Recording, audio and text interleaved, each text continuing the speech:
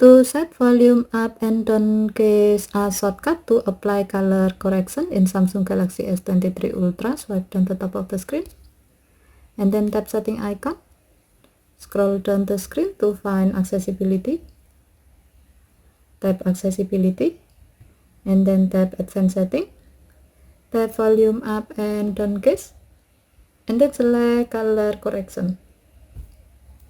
Now you can easily apply your current selection of the color correction by pressing and holding the volume up and down keys for 3 seconds. And then select color correction.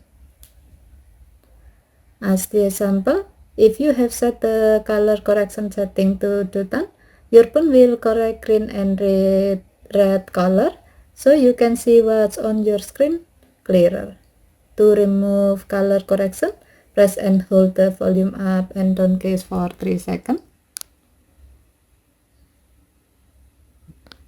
And then select color correction.